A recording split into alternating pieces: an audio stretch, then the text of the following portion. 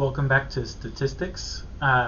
In this video we're going to cover section 1.6 on measures of center, mean, median, and mode. You may recall that one of the primary goals in this first unit of the course is to describe a data set, and so far the way that we have done that is by making frequency tables and graphs, and we're going to move away from that a little bit, and we're going to start to talk about ways to summarize a data set numerically. We'll be able to use those numerical summaries to both describe a data set and to compare two different data sets to one another, and also to describe the relative position of an individual within a data set. So those are all objectives of this unit, and we'll start with measures of center or measures of central tendency in section 1.6. So let's get to it. Okay, so in this section we're going to be talking about the mean, median, and mode, measures of central tendency or measures of center. Just a little bit of notation to get us started here. This symbol here is a capital sigma. It's a Greek letter, right? It's a capital Greek sigma, and it denotes the sum or the total of a set of values. Okay. We'll also use subscripts to distinguish between the values in a data set. So x sub 1 will represent the first value in a data set, x2 will represent the second value, and so forth. These are not exponents, right? So this isn't x squared or x to the second power. It's just x2, the second value in a data set, right? x3 would be the third value, and so forth. Lowercase n we have sort of introduced already, but it's going to represent the sample size of our sample, and then capital N would represent the population size, or the number of individuals in a population. Okay, so then without further ado, let's talk about the mean. So we'll start with the mean, and then we'll work our way up through the median and mode. But the mean, to give kind of a visual or a geometric kind of understanding of the mean, is that it's the balancing point of a data set. So if you placed all the values of a data set on a number line, the mean is where we would have to place the fulcrum in order to keep the points in balance. So if you think it's sort of like a teeter-totter, right? It's where you would have to place the fulcrum in order for the two sides to be in balance. Okay? The way that we compute the mean is by adding up the values in the data set and then dividing by the number of values in the data set. Okay, and that's what this formula is indicating. That's also what this formula is indicating, but here we have a symbol for the sample mean, x bar, and here we have a symbol for the population mean, mu. The reason that we distinguish between the sample mean and the population mean is because oftentimes what we're really interested in knowing is what the population mean is, but it's often impossible, or at the very least very, very difficult to get information about an entire population. And so what we would do instead is collect information about a sample and then compute, let's say, the sample mean, and then use that sample mean to estimate what the true population mean would be.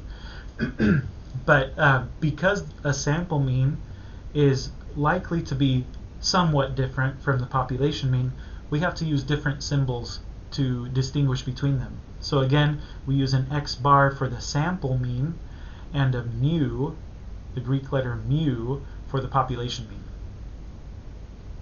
In Excel, to compute a mean, we'll use this function. So we'll say equals average and then select the values in our data set. Let's practice doing this by taking a look at an example. This first one says, the following data represent the travel times in minutes to work for all 7 employees of a startup web development company. Compute the population mean of this data both by hand and in Excel. Okay, so by hand what we would say is mu equals, we would add up the values in the data set, okay, 23 plus 36 plus 23 plus 18 plus 5 plus 26 plus 43, and then we would divide by the number of individuals in the data set. In this case, there are 1, 2, 3, 4, 5, 6, 7 individuals. And now we could just plug that into a calculator.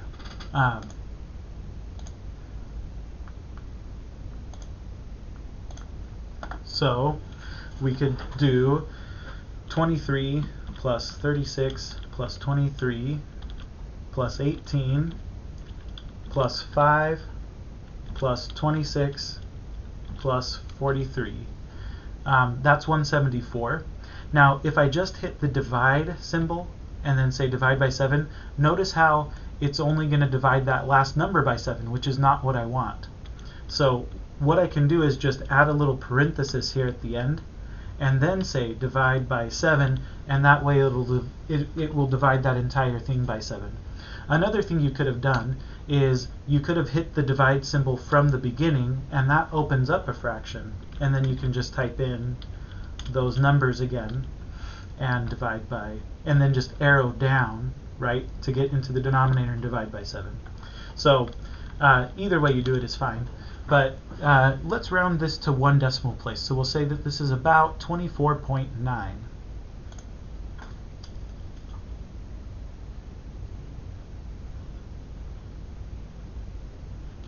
And that's how we would perform that calculation by hand. Now, I'm not going to ask you to do a lot of those calculations by hand. For the most part, we would do these in Excel. And so in Excel, the way that we would do this is we would say mu equals average, and then we'll select the data. So let's see what Excel gives us. It should be the same thing.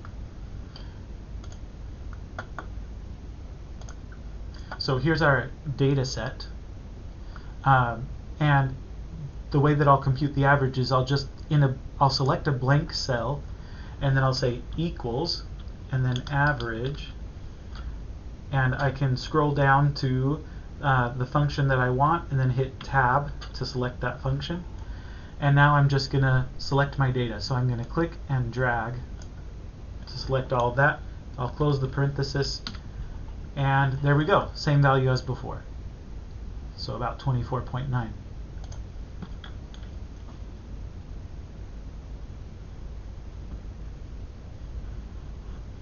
Okay, so that's the mean.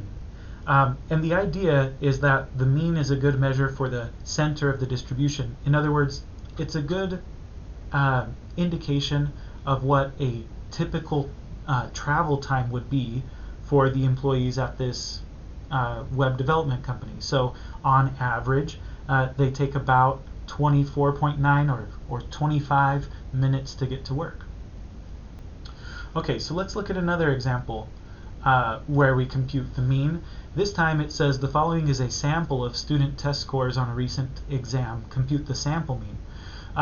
The calculation will work exactly the same way, except that this time we have a sample mean, so we'll use the symbol for the sample mean. So instead of a mu, we'll use an x bar. We'll say x bar equals 67.2 plus 84.3 plus 55 plus 61.2 plus 91.7 plus 76.8, and we'll divide all of that by 1, 2, 3, 4, 5, 6. Okay, or if we were doing this in Excel, we would say x bar equals average, and then select our data. So let's just do this one in Excel.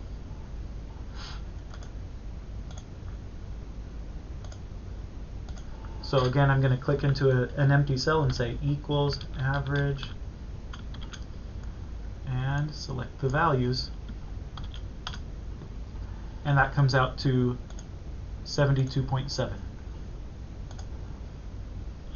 And that was exactly equal to 72.7. So we're not rounding or approximating. So that's how that would work. This would also come out to 72.7 if you did it in your calculator. So that's the mean. let's look at the median. So the median is another way that we could try to figure out what the center or what a typical value in our data set would look like. And the way the median works is it's the middle value when the original data values are arranged in order. We use a capital M to denote the median. Now, this is actually something that we're already familiar with because we know about quartiles. And so if you squint at this just right, you'll notice that since the median is the middle value, 50% of the data are below the median. And that's the same thing as the second quartile. So the median and the second quartile are the same thing. If we wanted to find the median or the second quartile by hand, then we would start off by arranging the numbers in order and then find the number that's in the middle. If the number of values is odd, then the median is just going to be the number that's right in the middle of the list. If the number of values is even, then we won't have a number that's right in the middle, but what we'll do is we'll take the mean of the two numbers that are closest to the middle. In Excel, one way that you could get the median would be to use the quartile.inc function and then compute the second quartile. But another thing you could do, a slightly easier way to do it, is to use the median function in Excel. And so we would just type in equals median and then select our data. So let's practice. Number 3 here says, same example as example 1. We've got travel times for a web development company, and we're asked in part A to compute the median travel times of the employees both by hand and in Excel. So to do this by hand, we would start off by arranging the values in order from smallest to largest. The smallest value I see is 5, so we would write 5, and then the next largest is 18, and then we have a 23 and another 23, so we've done 5, 18, 23, 23, and then we would have a 26, and then a 36, and then a 43. So now that the values are in order, let's see, there are 1, 2, 3, 4, 5, 6, 7 employees. So we would just take the number right in the middle, that 23, and that would be the median. So we would say M equals 23. And that's how we would perform that calculation by hand. In Excel, we would say the median equals, and we would use the median function.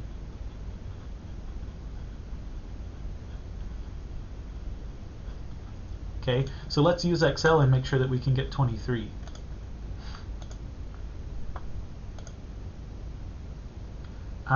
Okay, so for 3A, here are our travel times.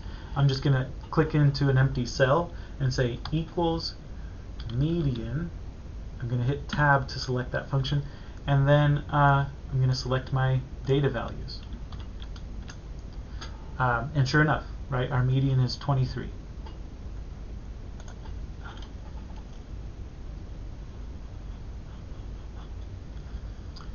Now part B says, the company hires a new employee and her travel time is 40 minutes.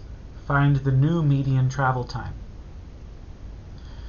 So if we wanted to do this by hand, we would have to squeeze that 40 minutes between the 36 and the 43, right? So we would have 5, 18, 23, 23, 26, 36, 40, and 43. And now we don't have a middle value because there are 8 values here. So we would take the average of the 2 values that are the closest to the middle, right? And the median would be right in between. So the median would be 23 plus 26 divided by 2. And so you could punch that into your calculator to see about how much that is, but it should come out to 24.5. If we were doing this in Excel, again, we would use the median function, and let's see what we get. So So I'm going to say equals median, select the data, and sure enough, 24.5.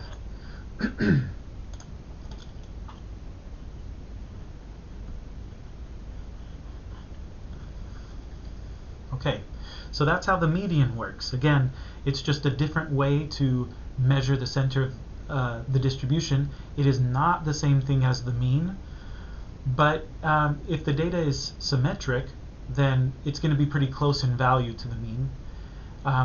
Both measures provide good indications of what a typical data value would look like. We will compare and contrast them a little bit later on in this section. Moving on, let's talk about the mode.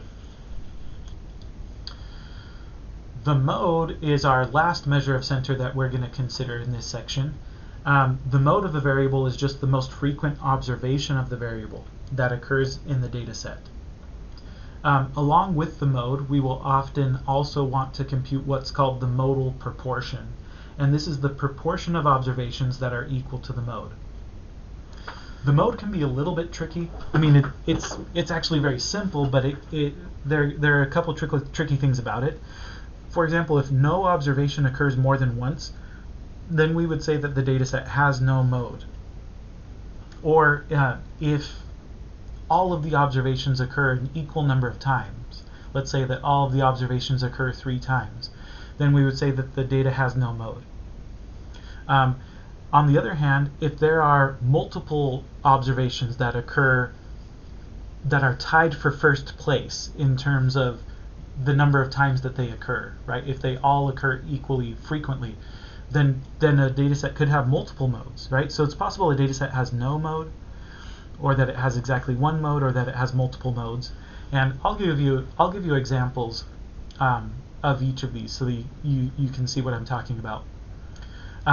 Excel does have a mode function, but it doesn't work very well. For one thing, it only works for numerical data, even though the mode is really the best for categorical data.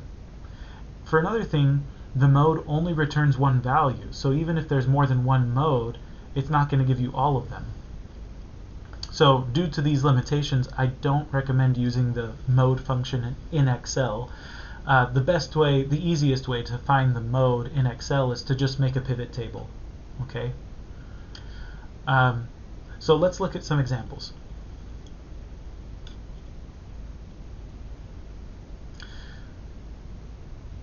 Okay, so we have the web development company again. They have their new employee whose commute time is 40 minutes.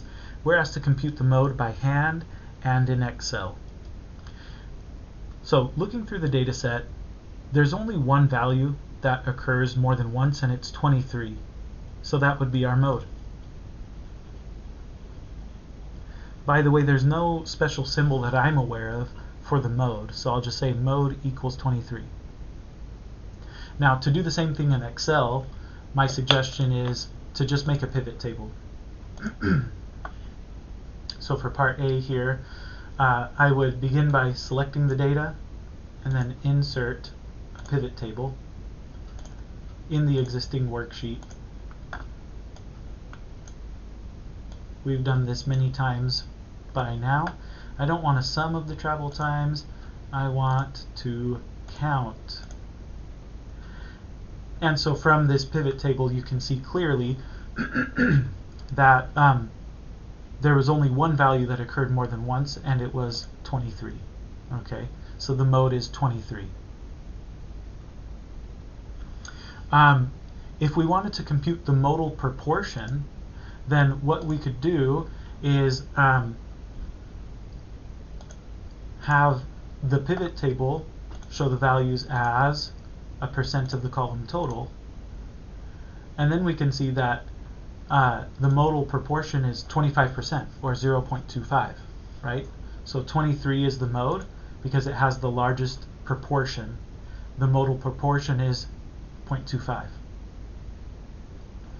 Anyway, so in Excel we would get the same value, and by the way, the modal proportion is 0.25.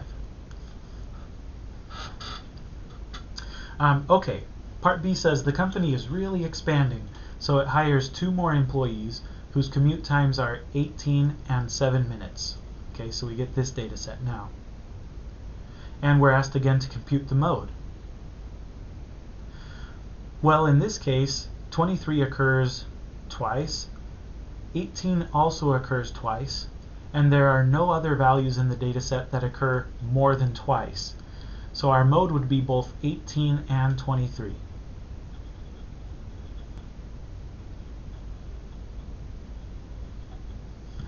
Okay, and I'm not going to show you that in Excel. It would go similarly, right? You would make a pivot table out of this, and you would see that 18 and 23 both have the highest number of repetitions. Now in part C, we're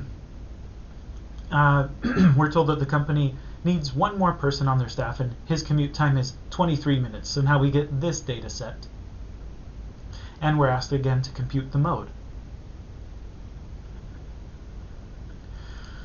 Well, this time, notice that 23 occurs 3 times, 18 only occurs twice, and the rest of the observations only occur once.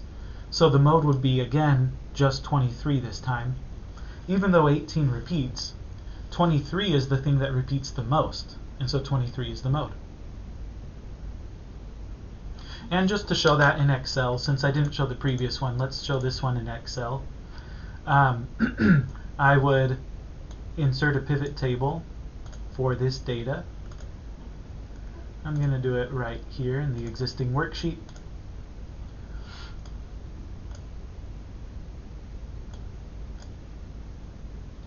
And I want it to count up the values. And so you can see, yeah, 18 occurs twice, but 23 occurs 3 times. And everything else only occurs once. So that means that 23 is the mode. If I wanted the modal proportion, then I would display the values as a percentage of the column total. And then I could see that the modal proportion is 27.3%. Okay? So,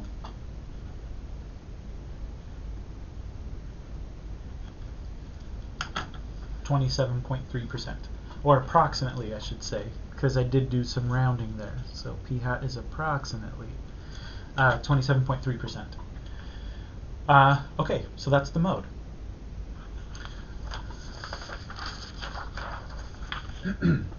So we have these 3 measures of center: mean, median, and mode.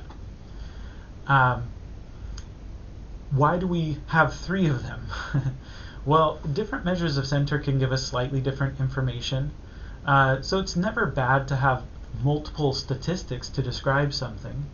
But in this case, these 3 statistics serve different purposes depending on the kind of data that you have, right? So if you have categorical data, then the mode is going to be the best measure of center. In fact, it's going to be the only measure of center that you can compute for a categorical data set.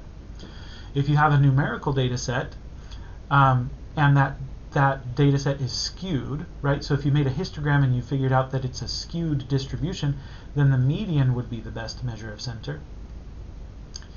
And if you have a symmetric data set, so if the data is numerical and it's symmetric, then the mean would be the best measure of center.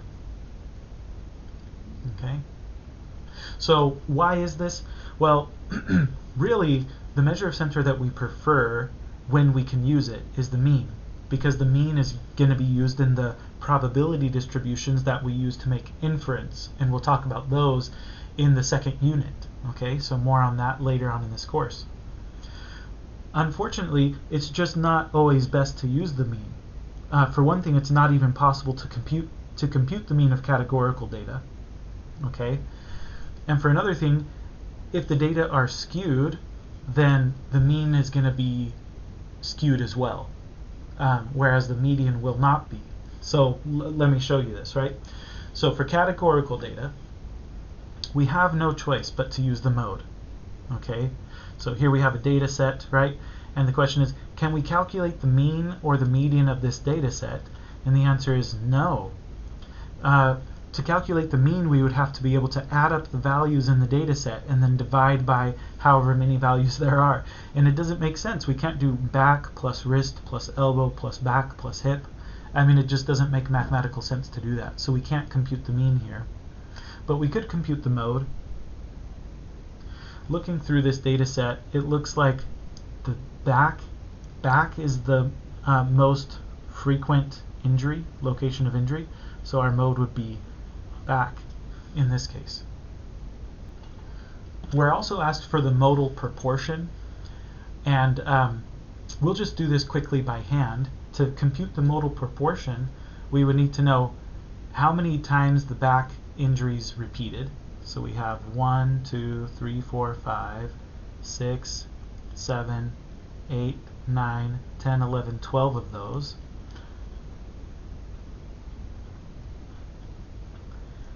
And then we would need to know the total number of injuries. 1, 2, 3, 4, 5. 1, 2, 3, 4, 5, 6. So 5 times 6 is 30.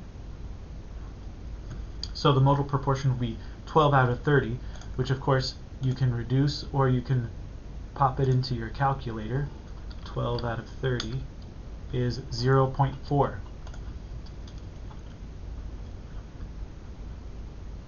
Okay? Or in other words, 40%, right? 40% of the injuries were back injuries.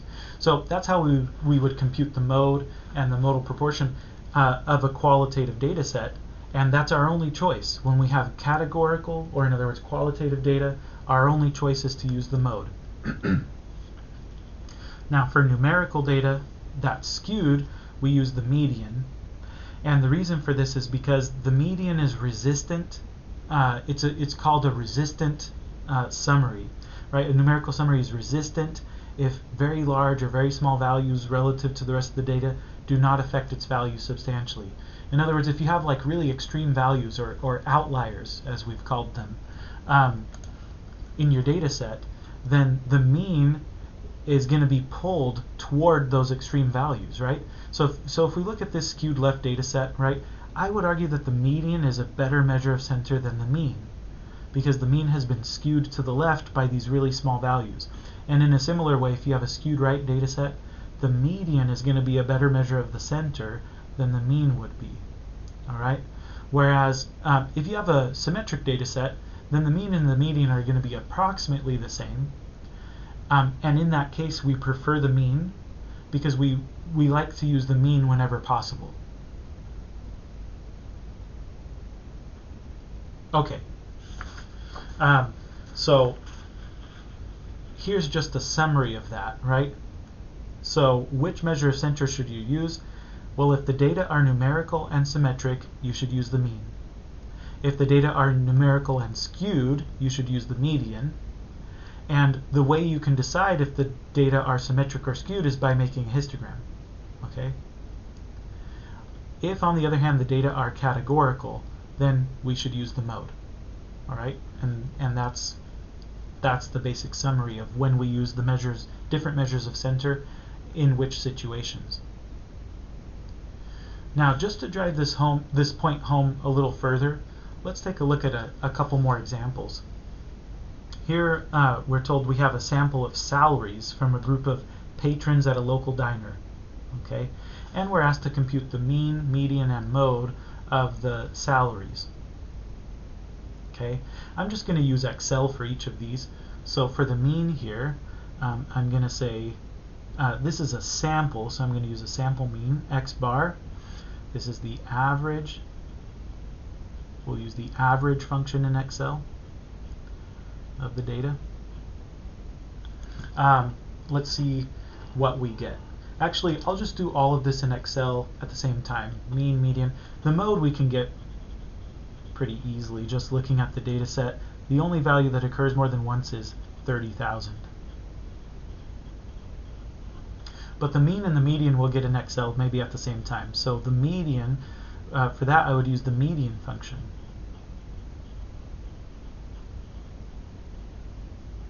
So let's head over to Excel and see what we get.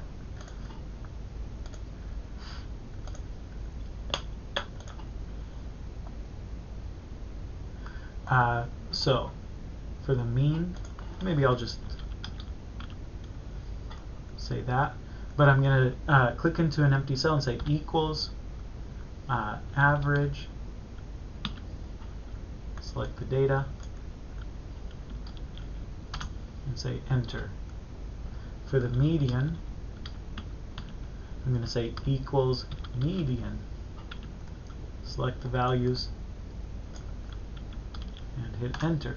So there we go. Our mean is 45,000 and our median is 40,000.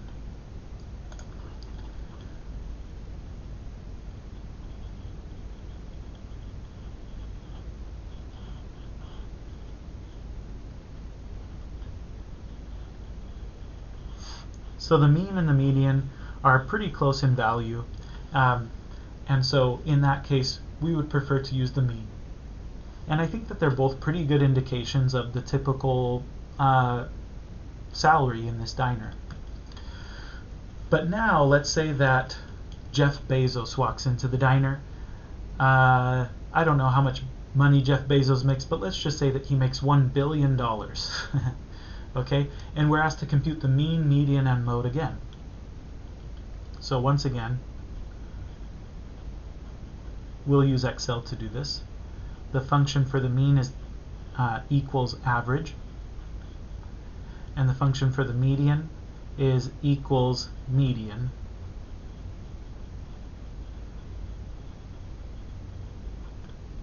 And the mode, we can just say the mode didn't change, right? It's still 30,000.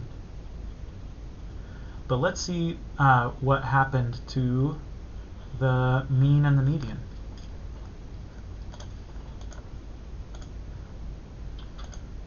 Okay, so now we have Jeff Bezos in the mix, right?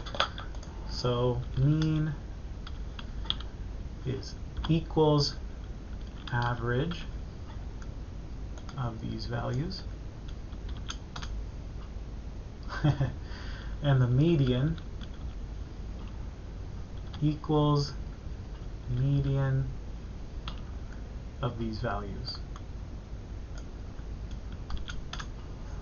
Okay, so notice that the median didn't change very much. The median is 42,500, whereas the mean is 125,039,375. So the mean changed pretty dramatically. Right, so this shows you how the mean changed dramatically, but the median didn't. Right, so the mean is not a resistant numerical summary, but the median is a resistant numerical summary. So it's going to be a better measure of center when we have a really skewed data set, right, due to Jeff Bezos. Anyway, let's write these down. So we had 125 million, I'm just going to write this down. This is 125,039,375 for the mean, and for the median it's $42,500.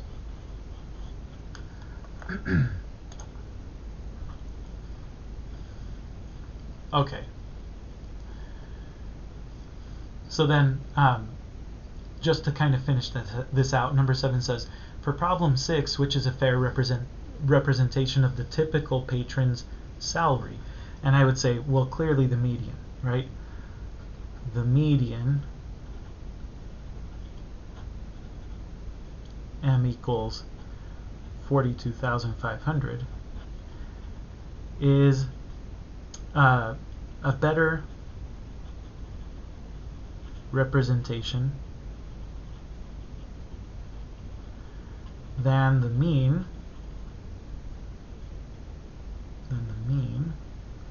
right? X bar was 125 million.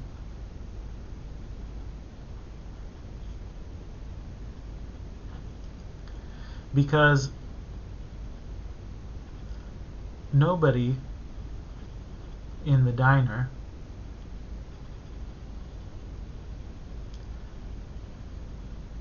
makes anywhere near $125 million.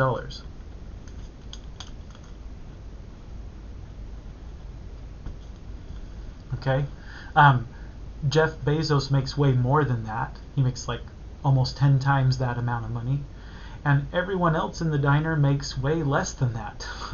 So to say that the typical diner's salary is $125 million is very misleading, right? It's just not a good measure of center. The median is a better measure of center. Okay.